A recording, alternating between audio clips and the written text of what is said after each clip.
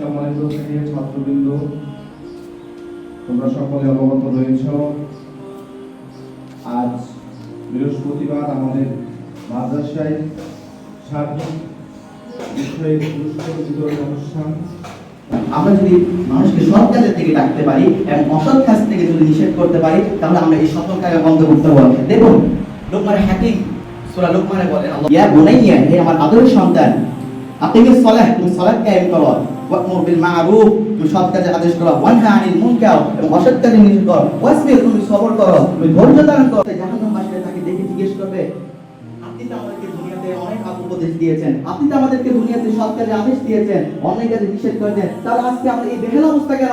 তখন সেই ব্যক্তি বলবে, দেখো তোমাদেরকে আমি সৎ কাজে উপদেশ দিয়েছি, অনেক কাজে নিষেধ করেছি, অথচ আমি কিন্তু সৎ কাজ করি নাই, আমি কিন্তু অন্যায় কাজে জড়িত ছিলাম, আমি মানুষকে ডেকেছি ঠিকই, কিন্তু আমি কিন্তু সৎ কাজ করি নাই। সে ঠিকই মানুষকে সালাতের জন্য ডেকেছে, কিন্তু সে সালাতের জন্য যে অন্য জায়গায় সে কাজে পড়ে গিয়েছে, সে কর্ম অবস্থায় হয়ে গিয়েছে। মানুষকে বলে যে আপনি সালাতের দিকে আসুন, কিন্তু সে সালাত করে না। এমন অনেক অবস্থিত মানুষ আছে যে দুনিয়ার মধ্যে, যারা মানুষকে সৎ কাজের জন্য ডাকে এবং নিজের কিন্তু সৎ কাজের মধ্যে আমাদের মুক্ত হয় না। আখির দাওয়ানা আলহামদুলিল্লাহি রাব্বিল আলামিন। আসসালামু আলাইকুম ওয়া রাহমাতুল্লাহি ওয়া বারাকাতুহু। وقال رسول الله صلى الله عليه وسلم عن عائشة رضي الله عنها قال رسول الله صلى الله عليه وسلم من عمل عملا ليس عليه أمرنا فهو رد.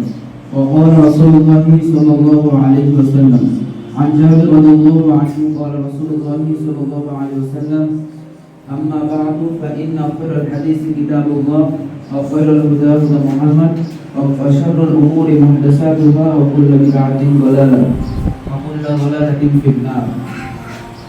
عن جابر رضي الله عنه বর্ণিত তিনি বলেন, রাসূল সাল্লাল্লাহু আলাইহি ওয়াসাল্লাম বলেছেন, আম্মা বা'দু ফাইন্না খায়রাল হাদিস কিতাবুল্লাহ, নিশ্চয় শ্রেষ্ঠ বাণী হচ্ছে আল্লাহর কিতাব, ওয়া খায়রুল হুদা হুদা মুহাম্মদ, এবং শ্রেষ্ঠ হিদায়াত হচ্ছে মুহাম্মাদের হিদায়াত, ওয়া শাররুল উমুরি মুহদাসাতুহা, এবং নিকৃষ্টতম কাজ হচ্ছে দিনের মধ্যে নতুন সৃষ্টি, ওয়া কুল্লু বিদআতিন দালালা, আর নতুন সৃষ্টির পরিণাম হলো জাহান্নাম। أبي هريرة رضي الله عنه قال قال رسول الله صلى الله عليه وسلم أدي الأمانة إلى من ائتمنك ولا تخن من خانك. আমরা যদি কোনো কিছু আত্মসাৎ করি তাহলে তা কিয়ামতের দিন হাদিসে বলেন, আবু হুরায়রা রাদিয়াল্লাহু আনহু قال قال رسول لله رب العالمين والصلاة والسلام على رسوله محمد وعلى آله وصحبه أجمعين. أما بعد، أعوذ بالله من الشيطان الرجيم. بسم الله الرحمن الرحيم. يا أيها الذين آمنوا كتب عليكم الصيام كما كتب على الذين من قبلكم لعلكم تتقون. عن أبي هريرة رضي الله عنه قال قال رسول الله صلى الله عليه وسلم الصيام جنة حصن وحصين من النار. الحمد لله. সকল প্রশংসা সেই মহান আল্লাহ তাআলার জন্য, যার অশেষ রহমত আমরা এখন সময় উপস্থিত হতে পেরেছি, তাই সকলে বলি আলহামদুলিল্লাহ। দরুদ ও সালাম বর্ষিত হোক প্রিয় নবী মুহাম্মদ রাসূলুল্লাহ সাল্লাল্লাহু আলাইহি ওয়াসাল্লামের প্রতি। ইয়া আইয়ুহাল্লাযীনা আমানু, হে ঈমানদারগণ, কুতিবা আলাইকুমুস সিয়াম, তোমাদের উপর সিয়ামকে ফরজ করা হয়েছে, কামা লাইলাতুল কদরি ঈমানান ওয়া ইহতিসাবান গুফরানাহু মা তাকাদ্দামা মিন যামবি। যে ব্যক্তি রমজানের প্রত্যেকটি রাত ইবাদতের সাথে কাটাতে চায়, পূর্ববর্তী সকল গুনাহ ক্ষমা করে দেওয়া হলো। রমজানের আমরা প্রত্যেকটা সিয়াম রাখবো আল্লাহর সওয়াবের আশায়, যেটা আমাদেরকে সেই তৌফিক দান করুন। আসসালামু আলাইকুম ওয়া রাহমাতুল্লাহি ওয়া বারাকাতুহু। আলহামদুলিল্লাহি রাব্বিল আলামিন, ওয়াসসালাতু ওয়াসসালামু আলা রাসূলিহি মুহাম্মদ ওয়া আলা আলিহি ওয়া আসহাবিহি আজমাইন। প্রশংসা সমস্ত গুণগান সেই মহান রব্বুল আলামিনের জন্য, যার জন্য আজকে আমরা এই অনুষ্ঠানে উপস্থিত হতে পেরেছি, তাই সকলে বলি আলহামদুলিল্লাহ। দরুদ ও সালাম বর্ষিত হোক সেই মানবতার মুক্তির দূত, যার আদর্শ বাস্তবায়ন তারা আমাদের জীবনের মূল লক্ষ্য উদ্দেশ্য হতে। ক্ষমা চাওয়া একটি ইবাদত, এই ইবাদতে আল্লাহ তাআলা যত বেশি খুশি হন, অন্য কোনো ইবাদতে তিনি তত বেশি খুশি হন না। ইয়া আইয়ুহাল্লাযীনা আমানু, হে ঈমানদারগণ, তুবু ইলাল্লাহ, তোমরা আল্লাহর কাছে তওবা করো, তাওবাতান নাসুহা, বিশুদ্ধ তওবা, উত্তম তওবা। সম্মানিত উপস্থিতি, আল্লাহর কাছে তওবা করতে হলে খালিস অন্তরে ও উত্তম ভাবে আল্লাহর কাছে তওবা করতে হবে। হাদিসে এসেছে, আন আয়েশা রাদিয়াল্লাহু তাআলা আনহা قالت قال رسول الله صلى الله عليه وسلم ইন্নাল আবদা ইযা আশরাকা সুম্মা তাবা তাবা আল্লাহু আলাইহি। আয়েশা রাদিয়াল্লাহু তাআলা আনহা হতে বর্ণিত তিনি বলেন রাসূল সাল্লাল্লাহু আলাইহি ওয়াসাল্লাম বলেছেন, যখন বান্দা তার গুনাহ স্বীকার করে এবং অনুতপ্ত হয় তখন আল্লাহ তাআলা তাকে ক্ষমা করে দেন, তার তওবা কবুল করেন এবং তাকে ক্ষমা করে দেন। সুবহানাল্লাহ। অন্য হাদিসে এসেছে عن أنس بن مالك رضي الله تعالى عنه قال قال رسول الله صلى الله عليه وسلم يا ابن آدم لو بلغت ذنوبك عنان السماء ثم استغفر لي وغفرت لك على ما كان فيك ولا أبالي। আনাস রাদিয়াল্লাহু তাআলা আনহু হতে বর্ণিত তিনি বলেন রাসূল সাল্লাল্লাহু আলাইহি ওয়াসাল্লাম বলেছেন, আল্লাহ তাআলা বলেন, হে আদম সন্তান, তোমার পাপ যদি পুরো পৃথিবী সমপরিমাণ হয়ে যায় অথবা তুমি যদি আমার কাছে ক্ষমা চাও আর আমার সাথে কাউকে শরীক না করো, তাহলে আমি তোমার সামনে পুরো পৃথিবী সমপরিমাণ ক্ষমা নিয়ে উপস্থিত হব। সুবহানাল্লাহ। মহান আল্লাহ তাআলার সাথে যদি আমরা শিরক না করি তাহলে আল্লাহ তাআলা আমাদের সকল গুনাহই মাফ করে দিবেন। কারণ মহান আল্লাহ বলেছেন, ইন্নাহু হুয়াল গফুরুর রহিম, নিশ্চয়ই তিনি ক্ষমাশীল ও দয়ালু।